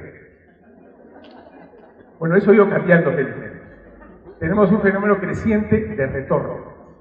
Ya hay países que desarrollan políticas de gestión del conocimiento con sus migrantes internacionales. Una anécdota rápida para demostrarles lo que quiero decir. Hace muchos años fui invitado por el embajador nuestro en Bruselas y por supuesto el 28 de julio la embajada se llena porque uno va a chupar de cosas gratis, no se lo hace muy bien. Y el embajador Jorge Valdés me dice, quiero que conozcas una persona, un peruano, un trujillano, un hombre de 50 años, persona encantadora. Conversé con él y me dijo, ¿y usted qué hace acá? Yo estoy hace 20 años, soy urbanista. Soy el jefe que maneja el tránsito en Bruselas, todo el diseño del tránsito. El jefe de todo el sistema de tránsito, que es una maravilla en el caso de Bruselas. Mi pregunta había fue, ¿y has ido a Perú a compartir lo que sabes? Nunca. Yo voy a Perú todos los años, pero no estoy vinculado ni con el colegio de ingenieros, ni con el colegio de urbanistas, ni de arquitectos. Nadie me ofreció ninguna charla. Es un conocimiento extraordinario que está perdido. Pensar en una red de conocimientos de los migrantes peruanos en el exterior. Lo ha hecho Bangladesh y lo ha hecho Pakistán. Conocimiento es el commodity más valioso en el mundo moderno. Entonces es fundamental establecer redes de conocimiento en salud. El mejor oncólogo de Houston es el doctor Campos Arequipeño, que es un genio del tema oncológico. Y viene todas las navidades a Perú, pero tampoco está vinculado de forma orgánica con el colegio médico. Tenemos que tener una política de captar el conocimiento de las oportunidades de negocio que existen en los peruanos en el extranjero. Es un recurso valiosísimo, capital social, capital de conocimiento que hemos desperdiciado. Y la otra cosa es que está regresando. Todo el mundo quiere morir de su patria. Países como Costa Rica tienen políticas muy claras de recepción del migrante de retorno, que también son una fuente de recursos, de conocimiento y de conectividad. Estamos desperdiciando esta posibilidad. Siguiente, y con esta terminamos. Terminamos entonces. Primera, 8 ideas claras. El crecimiento demográfico no ha terminado. Vamos a seguir creciendo por lo menos hasta el año 2050. Hay que prepararse para una población que va a tener entre 9 y 10 millones más de habitantes. La mayoría, jóvenes y adultos mayores. Los nacimientos están disminuyendo. Es una buena oportunidad para mejorar la educación básica inicial, que está la que tiene menores indicadores de calidad y de cobertura en el país. Aprovechar el bono demográfico. Hay que invertir en los jóvenes. Una pregunta fundamental que habría que hacerse ya es ¿qué necesitan los jóvenes en este país? Aparte de educación de calidad, empleo, vivienda y salud preventiva. Se ha pensado poco en las políticas de salud en términos de la plaza. Evitar embarazo adolescente, evitar drogadicción, evitar las inconductas. Los principales víctimas de muerte por violencia son los jóvenes, tanto como victimarios como víctimas. Sin embargo, una política dirigida a los jóvenes desde el punto de vista de la salud. El envejecimiento de la población es algo que se nos viene. 5.7 millones más de adultos mayores al año 2050. El reto del empleo adecuado no solamente es cuánto trabajo damos, sino las calidades y condiciones de trabajo. Para eso es indispensable la revolución de la educación superior, tanto técnica como universitaria. Dicho sea de paso, Perú es uno de los pocos países que no tiene pasarelas de educación técnica y educación superior. Aquel que es un excelente técnico tiene que regresar a la universidad para poder trabajar. Cuando hay muchos países en los cuales tienes un técnico con experiencia de 10 o 15 años, puedes optar por llevar cursos universitarios y ser un ingeniero, un tecnócrata, alguien que tenga capacidades a nivel más universitario. La rápida urbanización, 73% de la población es urbana, 22 ciudades crecen más rápido que Lima, sin todas las condiciones, empezando por basura. Hace un par de años hicimos un trabajo para el AID sobre el tema de manejo de residuos sólidos en las capitales de la Amazonía. Ninguna tiene un basurero controlado, son botaderos. No vayan a la hora de almorzar, pero si quieren visitar algo que es espantoso, vayan en la carretera Basadre, el basurero de Pucallpa. Ven una mancha negra. Si estornudan o gritan fuerte, la mancha negra se levanta porque son gallinazos. Todas las capitales de la Amazonía, cuna de biodiversidad, son una porquería desde el punto de vista del manejo de residuos sólidos, aparte del tema de saneamiento, ¿verdad? Y es un tema fundamental que va a crecer, porque las ciudades van a crecer. Finalmente, no olvidarse de la población dispersa, que es la más pobre. Ahí tiene que entrar el Internet, la banda ancha, la tecnología, y innovar nuestro sistema de hacer presencia del Estado, lo que se llama. El Internet tiene que trabajar desde el punto de vista de un Estado que se acerque a la gente, para apoyarla, para orientarla, para poder mejorar su calidad de vida. Finalmente, aprovechar el capital humano y los recursos minerales internacionales que ahora vienen sí a divertirse, a traer regalos, pero no son parte de la estrategia social de gestión del conocimiento, que es, como repito y con esto termino, el commodity más valioso que tiene cualquier ciudad en el mundo moderno. El conocimiento y la capacidad de poder saber qué es lo que se nos viene y cerrar la brecha entre lo que se sabe y lo que se hace. Muchas gracias.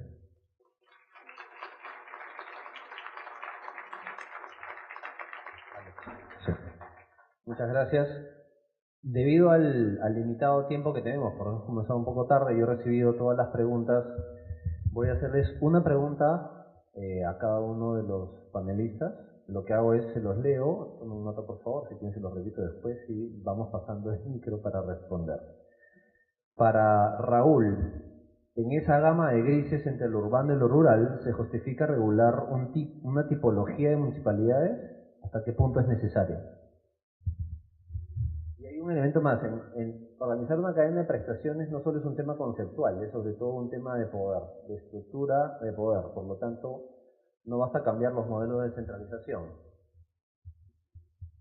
Para Mayén, ¿cómo complejiza el proceso de recuperación de la confianza en el Estado la generación, búsqueda y prevalencia de alternativas que sustituyan al Estado? Provisión privada de servicios, salud, educación, informalidad, etc. Patricia, ¿qué otros elementos se debe complementar a la democracia para que la corrupción no siga creciendo? No sea inminente, han puesto. Carlos Eduardo, ¿qué tipo de herramientas se pueden generar para atender problemas o desigualdades sociales que tienen una distribución territorial? Hay varias otras preguntas, pero me parece que la redacción creo que coge elementos más grandes para que puedan encenderse y les pido por favor 2 minutos a cada uno para responder. Gracias. Tipología de municipios, sin ninguna duda, y digo de municipios, o sea, de entidades territoriales, uno de cuyos componentes son su municipalidad, su gobierno. Esto tiene una fuerte relación con esta gama de grises de las que yo hablaba. Las realidades y los desafíos de prestación de servicios y promoción de oportunidades de desarrollo para las personas y sus organizaciones no son iguales en esas entidades urbanas mayores, como Lima y por lo menos 20 o 25 ciudades muy grandes, y esos municipios muy chiquititos donde la población está más bien dispersa en entidades territoriales muy chiquititas o en conglomerados poblacionales muy chiquititos. Entonces, sin ninguna duda hay que hacerlo. Ha habido varias propuestas en los últimos años y simplemente no se decide hacer porque cuando lo hagamos, nuestras leyes orgánicas de gobiernos fundacionales van a quedar absolutamente desfasadas, porque hoy día asignan responsabilidades igualitas en el nivel intermedio a Tumbes que a Cusco y en el nivel local a Chumbivilcas que a Miraflores. Entonces, en el momento que aprobemos una tipología nos vamos a ver obligados inmediatamente a diferenciar responsabilidades y sobre todo lo que más va a costar, diferenciar asignaciones de recursos para el ejercicio de responsabilidades, porque los desafíos tecnológicos, una de las cosas que hablaba Carlos Eduardo, y los desafíos de escala van a ser absolutamente distintos. Entonces, sin ninguna duda, hace tiempo que un país como el Perú necesita una tipología de municipios y también una de departamentos, ¿por qué no?, de entidades territoriales intermedias para poder asignar responsabilidades y recursos. Lo segundo, si la cadena de prestación es solo un desafío de gestión o también un desafío de poder, sin ninguna duda es un desafío de poder. Y cuando hablamos de democracia con niveles de gobierno, el único equilibrio de poder que hay que construir no es horizontal, también hay que construir un equilibrio de poder vertical. Y yo creo que las élites nacionales no han aceptado o no se han puesto a pensar que en el momento en que decidimos elegir autoridades subnacionales, esas autoridades subnacionales, en la medida que emanaban de voto democrático, iban a tratar de ocupar un espacio de poder, porque si no, no tienen forma de relegitimarse.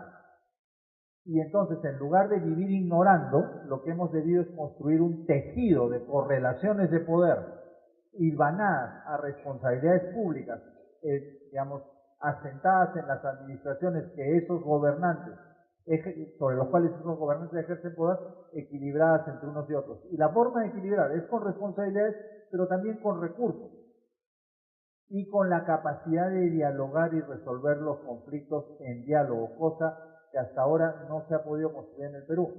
El actual gobierno ha construido espacios de encuentro con los gobiernos subnacionales. La pregunta del millón es, ¿son solo espacios de coordinación o son también o aspiran a ser espacios de negociación política? Cuando compartimos el espacio de democracia entre autoridades de distinto nivel, por más que tengan ámbitos más chicos, son autoridades que deben deberse a electores y por lo tanto van a buscar ejercer y ocupar el espacio de poder. Si no se les reconoce determinado espacio de poder, se van a patear para poderlo obtener. Y entonces nos quejamos de que hayan conflictos. Lo que tenemos que aceptar es que el espacio es compartido. Creemos canales institucionales y predecibles para compartir. No solo hay que compartir poder con el Congreso, hay que compartir también el poder con las autoridades subnacionales. Y es obligación de las autoridades nacionales construir los mecanismos que permitan compartir el poder de manera predecible en democracia. Si no, el asunto no va a funcionar.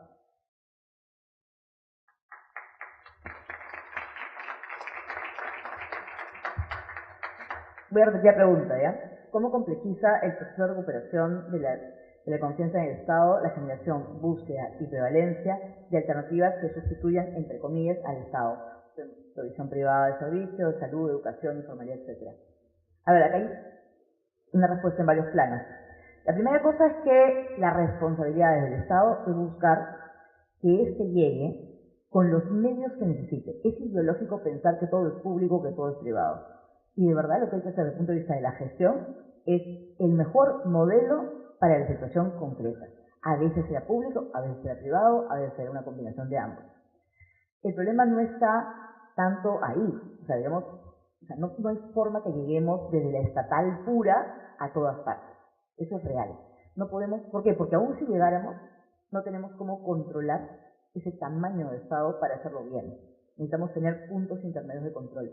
Y lo privado lo que genera son contratos, o sea, compromisos mucho más concretos sobre lo que hay que hacer. Una responsabilidad con respecto a algo en particular. El problema no está ahí.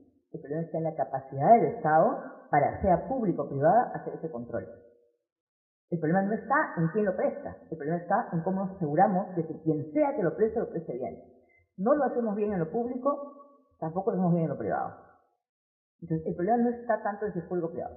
Yo creo que el reto principal no está tan, es grande en gestión, es enorme en gestión, nos falta gente, nos falta conocimiento, nos falta capacidad, nos falta tecnología administrativa dentro del Estado para hacerlo. Pero creo que junto a esto hay un reto mayor, que es el reto de la política. Nosotros no vamos a crear en el Estado hasta que, uno, tengamos resultados, que es la parte técnica, que es lo que mencionaba antes, pero tengamos políticos, ¿no es cierto?, que tienen que gobernar para que se den esos resultados. Los técnicos, por mucho que queramos, al final del día no tomamos la decisión final. No es cierto que no influimos, tampoco es cierto que los técnicos son puros, en cierto nivel ya no somos puros, pero influimos, pero no tomamos la decisión final. Necesitamos que la confianza se recupere en la política. La política determina la calidad de las instituciones. Los técnicos determinan dónde llegas, cuándo llegas, pero quien dirige a las instituciones son los políticos. Necesitamos recuperar la calidad de la política.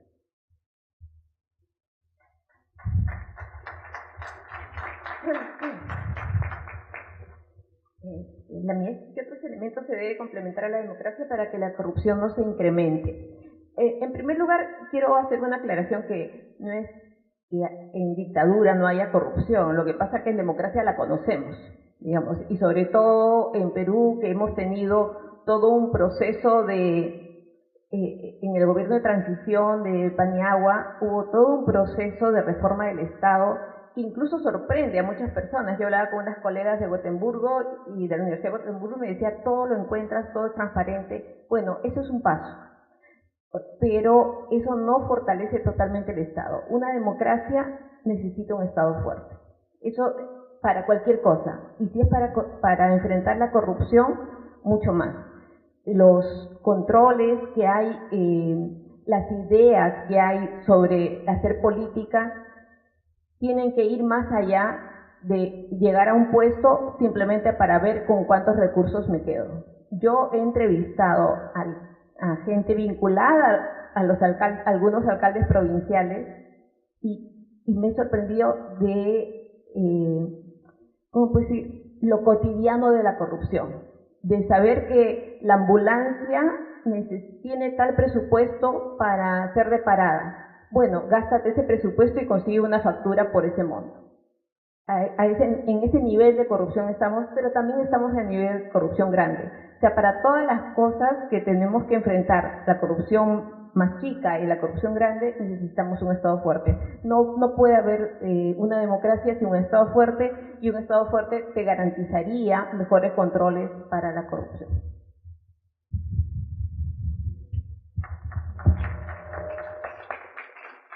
Bueno, yo quisiera tener una nota optimista para no salir llorando todos de acá, ¿no? La pregunta era herramientas sociales de oportunidades que tengan presencia territorial. Hay dos cosas que quisiera hacer. Una que quizás es un sesgo como antropólogo, y es que creo que un patrimonio extraordinario en nuestro país, subutilizado, es el patrimonio cultural. No solamente arqueológico e histórico, sino también el patrimonio de cultura viva. El Instituto Nacional de Cultura, cuando era instituto, ahora es ministerio, da un dato que es impresionante. Hay 100.000 lugares, no 10.000, 100.000 lugares de interés arqueológico o histórico en el país. ¿Cuántos están puestos en valor? ¿Qué era Caral hace 40 años? 6%. Gracias.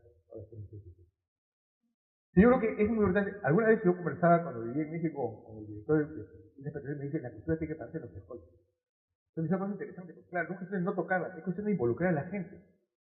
Como antropólogo he hecho varias evaluaciones de programas de revalorización cultural y arqueológica, y el error más frecuente es no incorporar a la población local. Ustedes van al Valle del Colca y tienen la Cooperación Española, ha hecho un trabajo maravilloso de restauración de las capillas, y cuando le preguntas a la gente local, dice: eso es de los gringos, de los españoles. Porque no se ha creado ese bien corporal, que por ejemplo que es una catedral maravillosa, para crear una industria en torno a ese bien. Ustedes van a Huari. Poca gente sabe eso. En los 800 después de Cristo, Huari era una ciudad más importante que Londres. Tenía más gente que Londres. El Museo del Sitio es un desastre. No hay guía. No está bien señalizado. Huari, una de las civilizaciones más importantes en la sierra sur del Perú. Hemos mirado lo patrimonial, lo arqueológico, la cultura, como algo que hay que conservar y preservar, como en museo y en vitrina, con esa oportunidad de negocio y de desarrollo. Sobre todo para los jóvenes. Yo creo que, y aquí me da mucho gusto que Raúl, que ahora trabaja en el Ministerio de Cultura, esté aquí presente, esa es una chamba que hay por hacer. El MEC tiene que darle importancia al tema del patrimonio cultural. No puede ser visto como un tema residual de conservación. No podemos congelar la cultura, hay que hacerla algo vivo y participativo. Y la segunda oportunidad, deseo que sea optimista, es que creo que el Internet tiene posibilidades extraordinarias. La banda H está entrando a la Amazonía este año, o a partir del próximo año. Pero claro, para poder aprovecharla tenemos que cambiar lo que tenemos en la cabeza, el software. Muchos programas, acuérdense del programa Huascarán. Yo doy computadoras y cambio la realidad. No, Huascarán fue un desastre, porque no cambiamos el chip que tenemos en la cabeza. Yo soy profesor universitario hace 40 años, y mis estudiantes tienen permiso para usar computadoras en la clase, siempre cuando se echa tren, usted viendo porno, que es otra cosa, ¿no? Pero sí le digo, vamos a hablar del tema, por ejemplo, de organización de países, busquen la información. Y la computadora siempre tendrá más información que el profesor. Entonces tienes que dejar de lado la idea de que yo sé todo y tú no sabes nada y te voy a enseñar. Tú facilitas el aprendizaje. Cambiar el uso del Internet implica cambiar la actitud del Estado y la actitud de la persona que ejecuta y la gestiona, porque es un reto a la información. Tú no eres más un depositorio de información, eres un repositorio de capacidad de crítica y de analizar la información. El problema no es la falta de datos, es el exceso de datos. Y el tema de la ética. Gracias.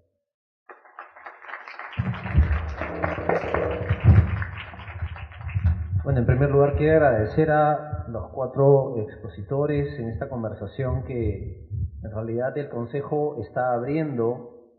No es una conversación acabada, ni mucho menos. El encargo de pensar el Proyecto Educativo Nacional al 2036 es el que tenemos como consejeros. No solo es un reto académicamente interesante, sino brutalmente demandante en el sentido del aterrizaje y del equilibrio entre esos universales que nadie discute de lo que tenemos que llevar a hacer como país y como sociedad, pero que tiene que ser escrito y planteado de tal forma que llegue a suceder realmente en los salones de clase, que es finalmente la razón de ser de un sistema educativo. Nada de lo que existe como sistema educativo, como lo entendemos, como la entelequia que es, desde el ministro de Educación hasta la última escuela en Purús, tiene sentido si lo que sucede en el salón de clases no refleja realmente esa sociedad que queremos ser. El esfuerzo de nosotros consejeros al abrir las puertas a esta discusión, que es una apertura abierta que inicia ahora y continúa hasta que nos vamos a juntar y mostrar el producto final, es un esfuerzo que realmente tiene que ser la representación de la sociedad de un país que piensa cómo tiene que ser su educación por los próximos 15 años. Agradecemos a ustedes, a su tiempo para preparar, a la capacidad que han mostrado al empujarnos a pensar de manera distinta a los consejeros y a todos los que estamos aquí. Nos hemos levantado temprano en esta mañana complicada de Lima. Muchas gracias, un placer de verdad estar con ustedes.